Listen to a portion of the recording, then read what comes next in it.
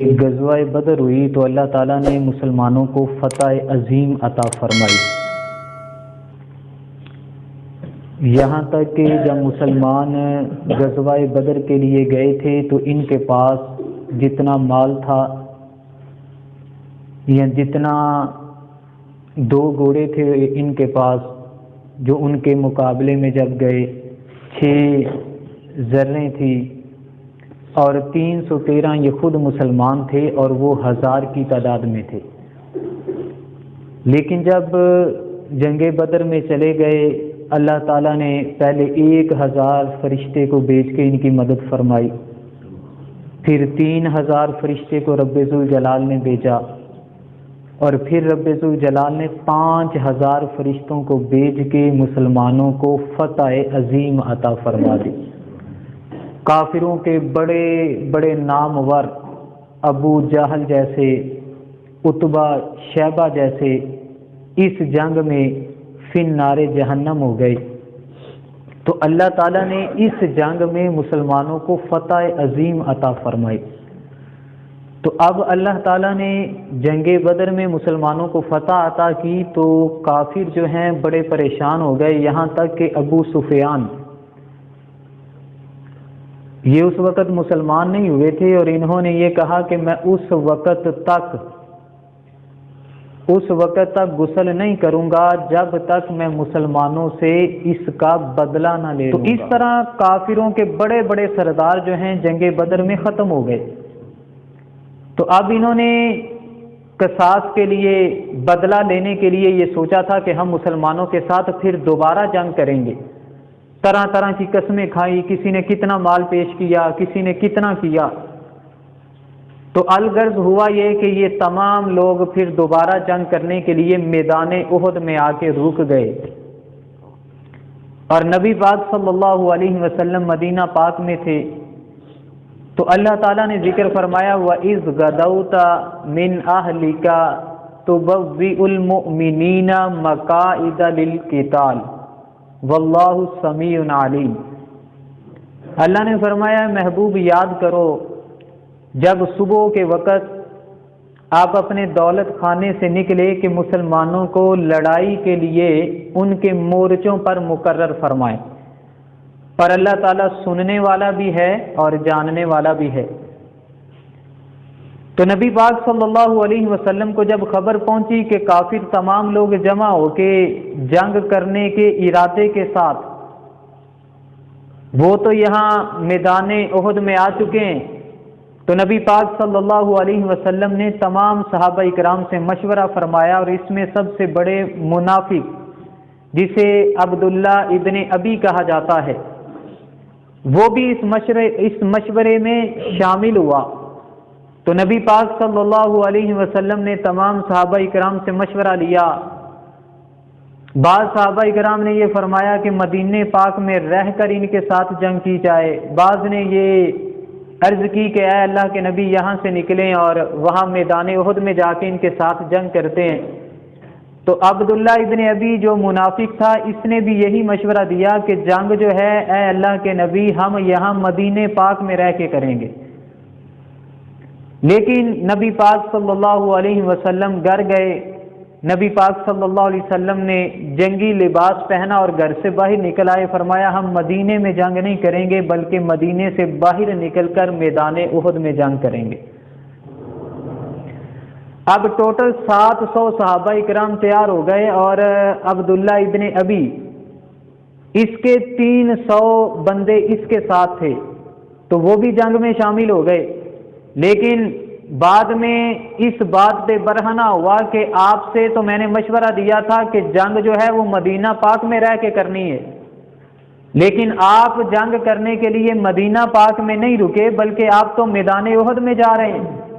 تو لہٰذا ہم آپ کا ساتھ نہیں دیں گے۔ وہ نبی پاک صلی اللہ علیہ وسلم کا ساتھ چھوڑ کر 300 بندے لے کے واپس چلا گیا۔ ٹوٹل 700 صحابہ یہاں سے چلے اور میدان احد میں تشریف لے گئے۔ تو میدان احد میں جب صحابہ اکرام اور نبی پاک صلی اللہ علیہ وسلم تشریف فرما ہوئے تو وہ پہلے سے ہی وہاں پر آ چکے تھے، تو نبی پاک صلی اللہ علیہ وسلم نے پھر وہاں پر لڑائی کے لیے، مقابلہ کرنے کے لیے مورچوں پر صحابہ اکرام کو معین فرمایا، اور ایک جگہ ایسی تھی جو پہاڑ کی سب سے زیادہ بلندی پر تھی، اور یہ ڈر تھا کہ یہاں سے آ کے ہمارے اوپر وہ پیچھے سے حملہ کر سکتے ہیں۔ تو نبی پاک صلی اللہ علیہ وسلم نے پہاڑ کو پیچھے چھوڑا اور مسلمانوں کی ساری فوج اس سے آگے، اور سب سے اوپر بلندی پر جہاں سے خوف تھا کہ وہ ہمارے اوپر حملہ کر سکتے ہیں، پیچھے سے ہمارے اوپر وار کر سکتے ہیں، وہاں پر نبی پاک صلی اللہ علیہ وسلم نے 50 تیر چلانے والے حضرت عبداللہ ابن جبیر رضی اللہ تعالیٰ عنہ کو ان کا سپہ سالار مقرر فرما کر فرمایا کہ ان کی نظر میں جو یہ فرمائیں گے تم نے ویسا ہی کرنا ہے۔ انہیں سپہ سالار مقرر کیا اور فرمایا کہ یہاں پر آپ نے رہنا ہے 50 جو اچھے تیر چلانے والے ہیں، اور فرمایا کہ اگر ہم لوگ غالب بھی آ جائیں، ہم جنگ جیت بھی جائیں، لیکن تم نے اسے نہیں چھوڑنا، اگر ہمیں گاجر مولی کی طرح کاٹ دیا جائے، ہمارے گوشت کو پرندے کھانا شروع کر دیں، تم نے پھر بھی اسے نہیں چھوڑنا، فرمایا یہاں پر ہی رہنا ہے۔ تو تمام صحابہ اکرام جنہیں نبی پاک صلی اللہ علیہ وسلم نے 50 تک جو اچھے تیر چلانے والے تھے وہاں پر مقرر فرما دیا، اور نیچے آ کے نبی پاک صلی اللہ علیہ وسلم نے جنگ کو شروع فرما دیا۔ وہ آئے، پہلی دفعہ شروع ہوئے، اس کے بعد نبی پاک صلی اللہ علیہ وسلم نے حضرت حمزہ رضی اللہ تعالیٰ عنہ جو نبی پاک صلی اللہ علیہ وسلم کے چاچا ہیں، حضرت علی المرتضیٰ کرم اللہ، حضرت زبیر رضی اللہ تعالیٰ عنہ کو مقابلے میں بھیجا۔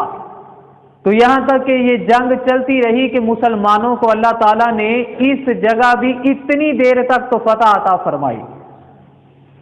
یعنی دیکھا نا، جب اوپر جو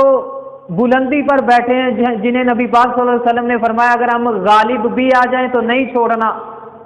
اگر ہم لوگ جنگ ہار بھی جائیں تو پھر بھی تم نے مورچہ نہیں چھوڑنا۔ تو جب انہوں نے دیکھا کہ مسلمان اب تو ہم غالب آ گئے، وہ تو بھاگنا شروع کر دیا انہوں نے۔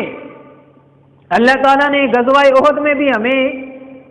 کامیابی عطا فرمائی ہے۔ تو جب مسلمانوں نے وہ دیکھا کہ یہ غالب آ گئے ہیں اور کچھ مسلمان مال غنیمت کو حاصل کرنا شروع کر دیا ہے، تو کہا کیوں نہ ہو ہم بھی اس ثواب میں حصہ لے لیں۔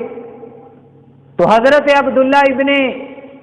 جبیر رضی اللہ تعالیٰ عنہ فرما رہے تھے کہ نہیں نہیں، نبی پاک صلی اللہ علیہ وسلم نے منع فرمایا، لہذا ہم اسے چھوڑ کے نہیں جائیں گے۔ لیکن اس کے باوجود بھی حضرت عبداللہ ابن جبیر رضی اللہ تعالیٰ عنہ کے ساتھ صرف 11 ساتھی رہے، اور باقی سارے کے سارے مال غنیمت کو جمع کرنے کے لیے، حاصل کرنے کے لیے، صرف اس نیت کے ساتھ کہ اللہ تعالیٰ ہمیں اس کو جمع کرنے کا بھی ثواب عطا فرما دے۔ تو حاصل کرنے کے لیے جب نیچے آ گئے تو خالد، جو کہ اس وقت حضرت خالد بن ولید رضی اللہ تعالیٰ عنہ نہیں بنے تھے، کلمہ پڑھ کے مسلمان نہیں ہوئے تھے،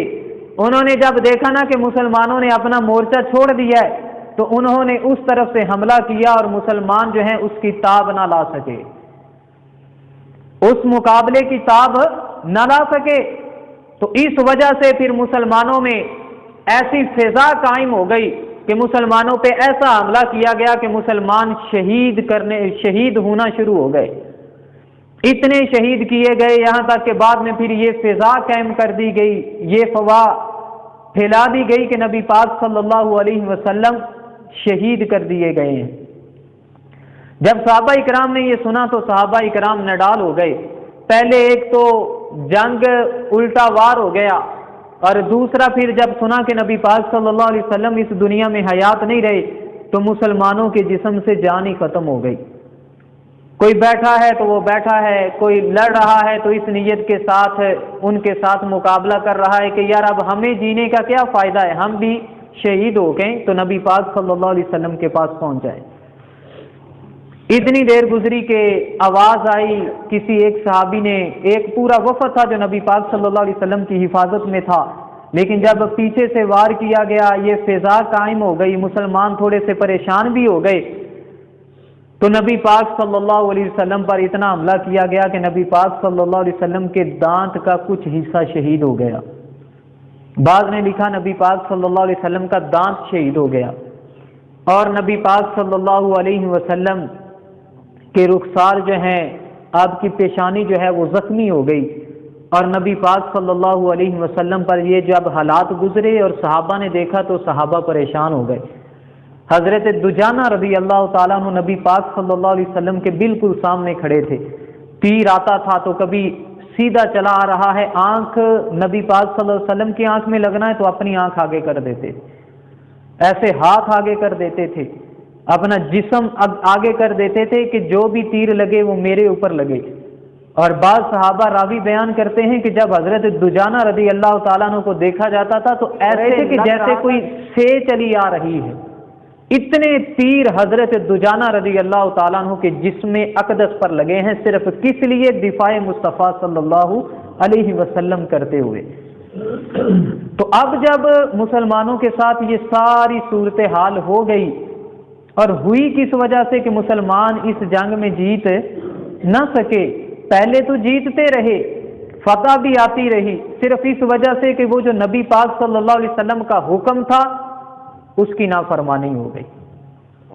جنگ بدر میں نبی پاک صلی اللہ علیہ وسلم نے جہاں کھڑا کیا وہاں کھڑے رہے، نبی پاک صلی اللہ علیہ وسلم نے جو فرما دیا وہی کیا، تو اللہ نے 313 ہونے کے باوجود بھی فتح عظیم عطا فرما دی۔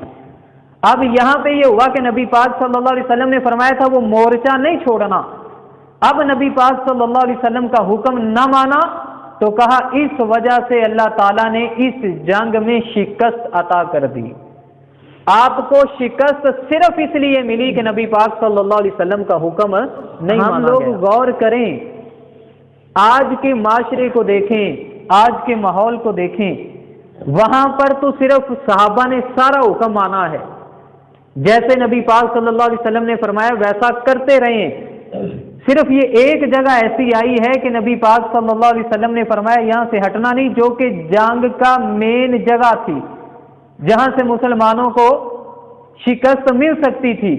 تو حکم تھا کہ یہاں اس جگہ کو نہیں چھوڑنا،